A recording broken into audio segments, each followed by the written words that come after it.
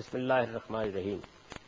اس سے پچھلی نشست میں ہم نے مختلف عبادات کے بارے میں کچھ اجمالی گفتگو کی تھی. بہت سے سوالات آپ لوگوں نے کیے اور میں نے اپنے علم کی حد تک ان کا جواب دیا. اس میں نماز کے بارے میں، زکوٰۃ کے بارے میں، روزے کے بارے میں کچھ چیزیں زیر بحث آ گئی تھی. ہم اسی گفتگو کو اس نشست میں بھی جاری رکھیں گے اور یہ نشست بھی آپ کے سوالات کے لیے خاص ہے. ان عبادات سے متعلق جو چیزیں بھی آپ کے ذہن میں ہوں ان کو زیر بحث لائیے. میں اگر کچھ خدمت کر سکوں گا تو انشاءاللہ ضرور کروں گا. سر مجھے ایک سوال پوچھنا ہے کہ جب ہم قرآن پاک کا مطالعہ کرتے ہیں تو ہمیں ہر جگہ یہی بات نظر آتی ہے کہ تم نماز پڑھو اور زکوٰۃ دو. ہمیں کہیں پہ بھی نماز کے ساتھ کسی اور عبادت کا ذکر نظر نہیں آتا. اور اسی طرح اللہ تعالیٰ نے فرمایا ہے کہ بے شک زکوٰۃ بہترین قرض ہے جب تم لوگ مجھے دیتے ہو. اس کے بارے میں آپ کا کیا خیال ہے کہ ہر جگہ جہاں پہ ہم نماز کی بات کرتے ہیں وہاں پہ زکوٰۃ کی بات ساتھ کیوں آتی ہے؟ اصل میں دیکھیے جی کہ انسان جب دین کی ہدایت پاتا ہے اور اپنے پروردگار کی طرف سے جو کچھ جس کو رہنمائی ملی ہے اس کو قبول کر لیتا ہے تو اس سے بنیادی مطالبات کیا ہیں؟ دو ہی باتیں. ایک یہ کہ وہ اپنے مالک کا حق ادا کرے، وہ نماز کی صورت میں ادا ہوتا ہے. اور دوسرے یہ کہ وہ انسانوں کا حق ادا کرے، وہ زکوٰۃ کی صورت میں ادا ہوتا ہے. تو اگر آپ پورے دین کو دیکھیں تو عمل کے لحاظ سے دین دو ہی تو چیزوں کا نام ہے. دوسری عبادات کا ذکر بھی قرآن میں موجود ہے لیکن وہ عبادات کیونکہ کبھی کبھار کرنا ہوتی ہیں. ظاہر حج زندگی میں ایک بار کرنا ہوتا ہے، روزے سال میں ایک بار رکھنے ہوتے ہیں. نماز اور زکوٰۃ تو آپ کا روزمرہ ہے. یعنی آپ کو جس طریقے سے 5 وقت نماز ادا کرنی ہے اسی طرح جیسے جیسے آپ کے پاس مال موجود ہے آپ کو زکوٰۃ ادا کرنی ہے. اس میں تھوڑا سا اس کو سمجھ لیجئے. یہ میں نے جو کہا جیسے جیسے آپ کے پاس مال ہے زکوٰۃ ادا کرنی ہے. لوگوں کا عام خیال ایک تو یہ ہے کہ زکوٰۃ بس 2.5% ہے، دوسرا یہ ہے کہ وہ سال میں ایک بار دینی ہوتی ہے.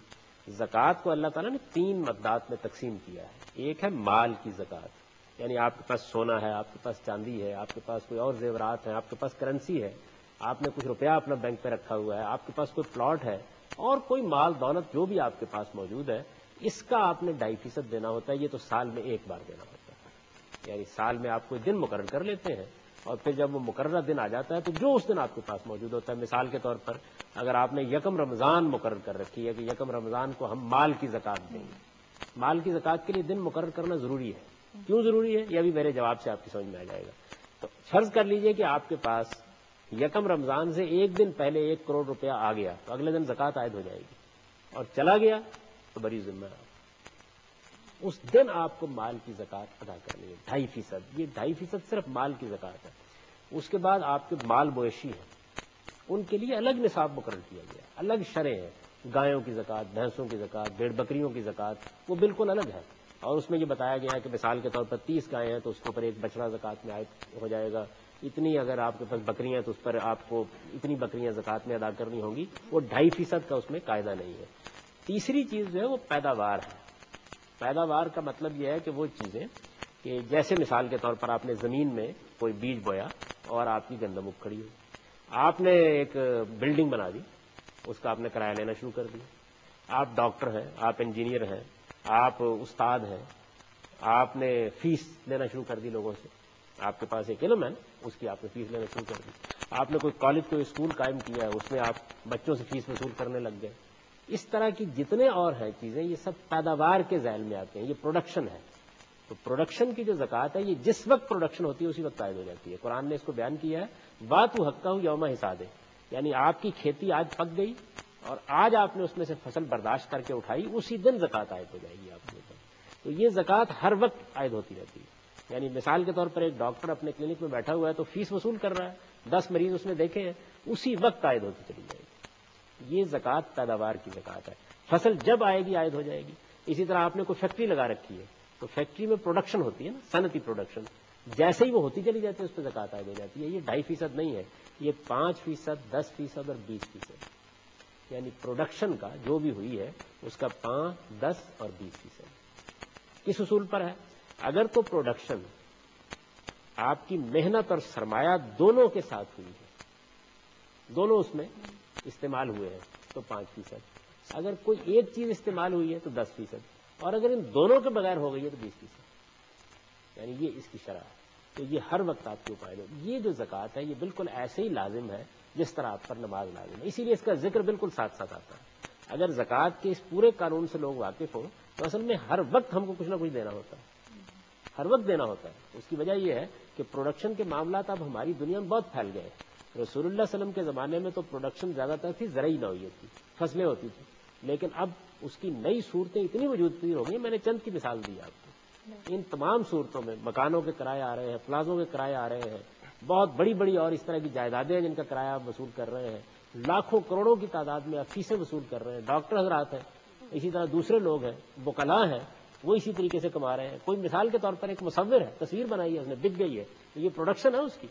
یہ تمام چیزیں جو ہیں یہ پروڈکشن کی زکوٰۃ کے تحت آ کے 5%، 10%، 20% ان میں سے وصول کر دیا جاتا ہے. یہ ریاست کا حق ہے، وہ وصول کرتی ہے. اس سے ریاست کا نظم و نسق بھی چلایا جاتا ہے، اور غریبوں اور مسکینوں اور جن لوگوں کو کسی آفت سے دوچار ہونا پڑے ان کی مدد بھی کی جاتی ہے. یہ تو آپ کو اسی طرح ادا کرنی ہے جیسے 5 وقت کی نماز پڑھنی ہے. 5 وقت کی فرض نماز، یعنی فجر کی 2 رکعتیں، ظہر کی 4 رکعتیں، عصر کی 4 رکعتیں، مغرب کی 3 رکعتیں، عشاء کی 4 رکعتیں، یہ فرض ہیں. یہ آپ پڑھے نہیں پڑھیں گے تو اس کے لیے اللہ تعالیٰ کے یہاں آپ سے پوچھا جائے گا. اس وجہ سے ان دونوں کو اکٹھا کر دیا جاتا ہے کہ یہ ذمہ داری ادا کرنی ہے خدا کے لیے، یہ ذمہ داری ادا کرنی ہے بندوں کے لیے اور معاشرے کے لیے. اور انہی دو چیزوں کا نام دین ہے. اور دین کیا چیز ہے؟ یعنی دین کوئی ایسی اجنبی چیز نہیں ہے، انہی دو حقیقتوں کا. اس کا مطلب تو یہ ہے کہ اگر بالکل پراپر طریقے سے زکوٰۃ مسلسل ہر فرد ادا کر رہا ہے تو پھر معاشرے میں کوئی غریب اور کوئی مسکین ہونے کی صورت پیدا اسی سے اندازہ کر لیجئے کہ کتنی بڑی مقدار میں یہ حاصل ہو سکتی ہے. اور یہ بحث میں ابھی یہاں پہ چھیڑنا نہیں چاہتا. قرآن مجید تو یہ کہتا ہے کہ یہ وہ واحد ٹیکس ہے کہ جو ریاست کو لینا چاہیے، اور اس کے بعد ذمہ داریاں ادا کرنے کے لیے بہت سے اسباب پیدا ہو جاتے ہیں.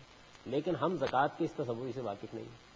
ہمیں یہ معلوم نہیں ہے کہ اس طریقے سے زکوٰۃ ہم پر لازم کی گئی ہے. عام لوگوں کا خیال یہ ہے کہ 2.5% ہوتی ہے، پھر اس میں بھی انہوں نے 2، 4، 5 چیزوں کے بارے میں سمجھا ہوا ہے کہ زکوٰۃ دینی ہے، باقی کے بارے میں ان کو کچھ معلوم نہیں. گھر میں اگر 7، 8 تولے سونا پڑا ہوا ہے تو ہر آدمی کو فکر ہو رہی ہوتی ہے زکوٰۃ دینی ہے. 2 کروڑ روپے کا پلاٹ آپ نے لے کے رکھا ہوا ہے، کسی کو فکر نہیں ہوتی کہ زکوٰۃ دینی ہے. تو اس میں بھی دیکھیے وہی قانون ہوگا. مثال کے طور پر آپ نے ایک پلاٹ رکھا ہوا ہے، 2 لاکھ، 10 لاکھ، 20 لاکھ، 1 کروڑ روپے کا ہے. آپ کو سال کے سال اس پہ مال کی زکوٰۃ دینی ہے. 1 کروڑ کا تو 2.5 لاکھ دینا ہے نا آپ کو غریبوں کے لیے، ہر حال میں دینا ہے، کوئی چارہ اس کے سوا نہیں. اگر اتنی دی جائے تو پھر تو کوئی وجہ ہی نہیں ہے. دینی ہے آپ کو، ہر حال میں دینی ہے. اچھا، اب تو بڑا آسانی ہے نا یہ کہ آپ اس کو زیور میں بدل لیں تو زکوٰۃ دیں گے، آپ اس کو پلاٹ میں بدل لیں زکوٰۃ دینے کی کوئی ضرورت نہیں ہے. لیکن وہ بھی مال ہے، اس کے اوپر بھی 2.5% زکوٰۃ لگنی ہے. اسی پلاٹ کو آپ نے اٹھایا اور کسی لکڑی بیچنے والے کو کہا کہ یہاں تم لکڑی کا ٹال قائم کر لو، کرائے پر دے دیا. اب کیا ہوگا؟ اب پلاٹ سے زکوٰۃ ختم ہو جائے گی، لیکن جو کرایہ آپ کو حاصل ہو رہا ہے اس کا 10% زکوٰۃ آپ دینے لگ جائے گی. اب وہ پروڈکشن یونٹ بن گیا. جس طریقے سے آپ نے ایک مکان بنایا، اب مکان جب آپ نے بنا کے کرائے پر اٹھا دیا تو اب مکان کی مالیت پر زکوٰۃ نہیں ہوگی، اب اس کے کرائے پر زکوٰۃ آئے گی، کیونکہ اب اس نے یہ خدمت کرنی شروع کر دی. اور وہ 10% ہوگی، یعنی وہ پھر 2.5% نہیں ہوگی، کرائے کا 10%. 10,000 روپے کا اگر آپ نے مکان کرائے پہ دیا ہوا ہے تو آپ کو 1,000 روپے زکوٰۃ میں دے دینا. اور وہ ہر مہینے آپ پر عائد ہو گئی ہے. چاہیں تو آپ مہینے کے مہینے دے دیں، چاہے تو آپ سال کے سال دے دیں. اتنی بڑی مقدار میں یہ روپیہ اکٹھا کیا جا سکتا اچھا ہے. اکنامک سسٹم بہت کمال کی چیز آپ دیکھیں، اور بالکل اس میں بڑے توازن سے یہ قائم کیا گیا ہے. اور اس میں بھی دیکھیں نا تقسیم کیسے کی گئی کہ جیسے ہی آپ کے ساتھ آپ کا مال اور آپ کی محنت دونوں شریک ہوتے ہیں تو کم کر دی جاتی ہے. ایک شریک ہوتی ہے تو زیادہ کر دی جاتی ہے، دونوں ختم ہو جاتی ہے تو اور زیادہ کر دی جاتی ہے. 5، 10 اور 20%. بہت خوبصورت. ابھی آپ اسی کو آپ عشر کہتے ہیں. یہ جو عشر ہے آپ نے سنا ہوگا. جی، عشر. اور یہ عشر کیا چیز ہے؟ عشر اصل میں، عشر کا مطلب ہے عربی میں 1/10. اچھا، یعنی عشر کے معنی یہ ہے، یہ اصل میں اس کی مقدار ہے جو بیان کی. نصف عشر کا مطلب ہے 1/20، یعنی 10، 1/10 کا پھر آدھا. تو یہ اصل میں در حقیقت اس کی مقدار ہے جو بیان کی ہے کہ 2.5%، 5%، 10%، 20%. اس طریقے سے زکوٰۃ آئے تھی. سر، ابھی آپ نے فرمایا کہ زکوٰۃ وہ واحد چیز ہے جو واحد ٹیکس یا جو ہم کہہ لیں کہ جو ریاست کو وصول کرنا چاہیے. لیکن ہم لوگ اپنے گھروں میں بھی دیکھتے ہیں کہ جس طرح رمضان کے بعد ہم لوگ زکوٰۃ دیتے ہیں ہر سال، تو ہمارے ہاں وہ غریب غربا کو دینے کا یا اس طرح سے ہوتا ہے. تو اس میں پھر ہم زکوٰۃ کی تقسیم کس طرح سے کر سکتے ہیں کہ وہ ریاست کو آیا دینی چاہیے یا وہ ان غریب غربا لوگوں کو دینی چاہیے؟ اس وقت تو جو ریاست آپ سے زکوٰۃ لے نہیں گئی، یعنی اس نے صرف ایک یوں سمجھ لیجیے کچھ بے دلی کا سا بندوبست کیا ہوا ہے کہ جو کچھ آپ کے اکاؤنٹس میں پیسے ہوتے ہیں ان میں سے آپ زکوٰۃ دے دیتے ہیں. اور اس میں بھی بہت سی رعایتیں دے رکھی ہوئی ہیں. حکومت نے یہ قانون نافذ نہیں کیا ہوا ہے، لہٰذا آپ تو ہم زکوٰۃ خود دیں گے کیونکہ زکوٰۃ ایک عبادت ہے. اگر حکومت لے گی تو پھر اسی کا حق ہے، اور جب وہ لے گی تو پھر اس پر ذمہ داریاں بھی عائد ہوتی ہیں کہ جو غریب ہے، مسکین ہے، ان سب کی کفالت اس کو کرنے کے لیے اقدامات کرنے چاہیے. اب وہ نہیں مانگ رہی. جب نہیں مانگ رہی تو یہ عبادت ہم سے ختم نہیں ہو جاتی. یہ اللہ کا حق ہے، یہ ہم کو ہر حال میں ادا کرنا ہے. تو اب ظاہر ہے کہ ہم اپنی ثوابدید کے مطابق کسی غریب کو، مسکین کو، جس کو چاہتے ہیں دے سکتے ہیں. اس میں میرے نزدیک یہ بھی ایک بڑی غلط فہمی ہے کہ لوگ یہ تحقیق کرنے کی کوشش کرتے ہیں کہ اچھا وہ خود صاحب نصاب ہے یا نہیں. اس کی کوئی بنیاد نہیں. یہ معلوم نہیں کہاں سے بات آئی ہے. ایک آدمی اپنے بچے کو نہیں پڑھا سکتا، تعلیم نہیں دے سکتا. کیا آپ یہ کہیں گے گھر کا ساز و سامان بیچو پھر تمہارے بچے کی تعلیم کا بندوبست کریں گے؟ اس کی ضرورت پوری کرے. ایک آدمی اپنی بچی کی شادی کرنا چاہتا ہے، اس کی ضرورت پوری کرے. ایک آدمی بیمار ہو گیا ہے، حالات ایسے ہیں کہ بیماری کا علاج آپ جانتے ہیں کتنا مہنگا ہو گیا. بعض بیماریاں ایسی ہیں کہ جن کا علاج آدمی کمر توڑ کے رکھ دیتا ہے، تو اس کے لیے آپ اس کو دیں. اس طرح کی تمام ذمہ داریوں کو آپ زکوٰۃ سے پورا کر سکتے ہیں. اسی سے ایک آپ کی بات سے سوال پیدا ہو گیا کہ کیا یہ بڑی اہم بات ہے کہ زکوٰۃ دیتے ہوئے ذاتی پسند اور ناپسند اور تعصب جو ہے کہیں وہ تو ہمارے اندر نہیں در آتا، یا ہم مرتکب تو نہیں ہو جاتے گناہ کے کہ ہم کسی کو زکوٰۃ دینا پسند کر رہے ہیں، اس میں ہماری ذاتی پسند شامل ہے، اور کسی کو نہیں دے رہے تو اس میں بھی ہماری ذاتی ناپسند شامل ہے. دیکھیے یہ تو ایک فریضہ ہے، یہ پسند ناپسند پر نہیں ہوگا، یہ حقدار پہ ہوگا. اور حقداروں کے بارے میں بھی اللہ تعالیٰ نے ہماری رہنمائی کر دی ہے کہ سب سے پہلے ہماری مدد کے مستحق ہمارے قریبی اعزاء ہوتے ہیں. یعنی جو ہمارے قریبی اعزاء اور رشتہ دار ہیں سب سے پہلے وہ مستحق ہیں. اسی طرح آپ کے گھر میں کوئی ملازم کام کرتے ہیں، آپ کا کوئی کارخانہ ہے، اس میں جو لوگ کام کرتے ہیں تو ان کا آپ سے تعلق پیدا ہو جاتا ہے نا. یہ آپ کے قریبی لوگ ہیں، ان کی ذمہ داریوں کو آپ کو پہلے پورا کرنا ہے. اور اس میں کوئی مذہب کی بھی تفریق نہیں ہے. آپ کے قریب میں جو آدمی ہے وہ مسکین ہے، غریب ہے، مستحق ہے، آپ کو اس کو دینی ہے. اس کے بعد پھر معاشرہ ہے، حیثیت مجموعی. اگر آپ کے پاس مزید بچ گیا ہے یا آپ نے ان اعزاء اقربا کو ضرورت نہیں ہے یا یہ کوئی زکوٰۃ کے مستحق نہیں ہے تو پھر آپ جس کو چاہے دے دیں. اور ریاست جب لے گی تو پھر تو ظاہر ہے یہ سوال ہی ختم ہو جائے گا کسی کی پسند ناپسند کا. وہ تو آپ نے ریاست کے حوالے کر دی، اس کے بعد ریاست ان ذمہ داریوں کو پورا کرے گی. اب ہماری ریاست نہ تو یہ ذمہ داری لینے کے لیے تیار ہے اور نہ ابھی اس طریقے سے اس نے زکوٰۃ کا قانون نافذ کیا ہوا ہے. ابھی ہمیں یہ چاہیے کہ ہم اپنے طور پر اس فریضے کو ادا کریں اور اس کا صحیح شعور پیدا کریں. اس معاملے میں جو میں نے اپنا نقطہ نظر بیان کیا ہے اس کو آپ مزید سمجھنا چاہیں تو بہت سے سوالات کر سکتے ہیں. اس لیے کہ عام طور پر ہمارے علماء بھی اس طرح سے نہیں دیکھتے زکوٰۃ. آپ نے جیسے بات کی ہے کہ پلازوں کے کرایہ ہیں یا پھر دکانوں کے جو کرایہ آتے ہیں اس میں سے آپ پھر دیتے ہیں کہ زکوٰۃ کے جتنے فیصد بن جاتا ہے وہ زکوٰۃ دینی ہے. جو روز ایک دکان پہ بیٹھے ہوتے ہیں، روز کما رہے ہوتے ہیں، 2000 کما لیتا ہے، کوئی 3000 کما لیتا ہے، تو اس میں سے اگر ان کا جتنا فیصد بنتا ہے وہ روز ہی دیں گے. پھر ایک بات سمجھ لیجئے کہ جب آپ تجارت کر رہے ہوتے ہیں تو تجارت میں اصل میں ہوتا کیا ہے کہ جو کچھ آپ کماتے ہیں وہ مال کی صورت اختیار کرتا چلا جاتا ہے، تو اس پر مال ہی کی زکوٰۃ عائد ہوتی ہے. اگر تو آپ نے کوئی دکان کھولی ہوئی ہے اور اس دکان میں آپ نے مثال کے طور پر ایک چھوٹی سی خراد لگا دی ہوئی ہے تو وہ تو پروڈکشن یونٹ بن گیا نا. لیکن اگر آپ تجارت کا مال لاتے ہیں تو تجارت کا مال اصل میں مال کی صورت اختیار کرتا جاتا ہے. اس پر سال کے سال 2.5% زکوٰۃ دی ہوگی، منفعت پر نہیں ہوگی. البتہ اس سے آپ نے جو نفع کمایا ہے وہ نفع آخر کہیں جائے گا نا. اس سے آپ کوئی پلاٹ خریدیں گے، وہ بینک میں رکھیں گے، اس سے کوئی زیور بنائیں گے، کچھ تو کریں گے، تو وہ جیسے ہی اس صورت میں جائے گا تو وہاں بھی اس پر 2.5% زکوٰۃ عائد ہو جائے گی. تو اصل میں کہیں بچ نہیں سکیں گے آپ، یعنی جہاں سے بھی آپ اس کو نکالیں گے وہ ہوتا چلا جائے گا. پیداوار کی زکوٰۃ کے بارے میں یہ سمجھ لیجئے کہ غلط فہمی کہاں سے ہوئی ہے. رسول اللہ صلی اللہ علیہ وسلم کے زمانے میں پیداوار تھی زرعی، تو زرعی پیداوار پر آپ نے 5%، 10% زکوٰۃ عائد کر دی، اور یہی تمام پیغمبروں کے ہاں رہی ہے. میں نے ابھی تمہید میں یہ اشارہ کیا تھا کہ اس کی تاریخ بھی سمجھنی چاہیے. یہ جو زکوٰۃ کی شرح ہے نا 2.5%، 10%، یہ تورات میں بھی ایسے ہی، انجیل میں بھی ایسے ہی ہے. یہ اصل میں تمام انبیاء کا دین ہے، ہمیشہ سے ایسے ہی رہا ہے. جیسے نمازیں سب انبیاء کے ہاں 5 ہی رہی ہیں اسی طریقے سے، اور اسی طریقے سے ادا ہوتی رہی ہیں جیسے ہم ادا کرتے ہیں. یہ نمازیں کوئی رسول اللہ صلی اللہ علیہ وسلم کی بعثت کے بعد شروع نہیں ہوئی. آپ اس پہ سوال کریں گے تو میں اس کی بہت سی تاریخ آپ کو بتاؤں گا. اسی طرح کا معاملہ زکوٰۃ کا ہے. تو زکوٰۃ جو تجارت کی زکوٰۃ ہے وہ تو 2.5% ہی ہوگی. البتہ پیداوار میں لوگوں سے یہ غلطی ہوئی ہے کہ وہ زرعی پیداوار میں تو آپ کو بتا دیتے ہیں کہ عشر دینا ہے، اب بھی بتا دیں گے آپ کو. لیکن پیداوار کی جو نئی قسمیں پیدا ہو گئی ہیں، اب اجتہاد کا تقاضا تھا نا کہ فیصلہ کیا جائے. میں اس کو ایک مثال سے آپ کو سمجھاتا ہوں. گایوں پر زکوٰۃ عائد کی گئی ہے، 30 گایوں کے بعد زکوٰۃ عائد ہو جاتی ہے. اچھا اب لوگ ہندوستان میں آئے تو عرب میں بھینس نہیں پائی جاتی، یہاں بھینس ہے. تو یہ سوال پیدا ہوا کہ بکریوں پر بھی زکوٰۃ ہے، اونٹوں پر بھی زکوٰۃ ہے، گایوں پر بھی زکوٰۃ ہے، تو بھینسوں کی زکوٰۃ کس اصول پر لینی ہوگی؟ تو آپ کی کامن سینس کیا کہتی؟ یعنی بھینس کو اونٹ سے ملحق کیا جائے، بکری سے ملحق کیا جائے یا گائے سے کیا جائے؟ تو سب لوگوں نے اس کو گائے سے ملحق کیا. اسی طریقے سے زرعی پیداوار پر حضور کے زمانے میں زکوٰۃ لی گئی. اب صنعتی پیداوار آج کے زمانے کی چیز ہے، تو ہمیں دیکھنا ہوگا نا کہ صنعتی پیداوار کا ہم کس چیز سے الحاق کریں. اسی طریقے سے اتنے بڑے بڑے پلازے، اتنی بڑی بڑی جائیدادیں جو کرائے پر اٹھائی جائیں، کرائے میں پہلے بھی ہوتا تھا معاملہ لیکن بہت تھوڑا، یہ بڑی غیر معمولی حیثیت اختیار کر گیا. جس طرح کی فیسیں اب ڈاکٹر لیتے ہیں اور دوسرے لوگ لیتے ہیں، یہ ظاہر ہے کہ اس زمانے کی چیز نہیں تھی. تو یہ تمام چیزیں اس کا تقاضا کرتی تھی کہ ان پہ اجتہاد کر کے یہ دیکھا جائے کہ ان کو ہم نے مال مویشی کے ساتھ ملحق کرنا ہے، ان کو مال کے ساتھ ملحق کرنا ہے یا پیداوار کے ساتھ کرنا ہے.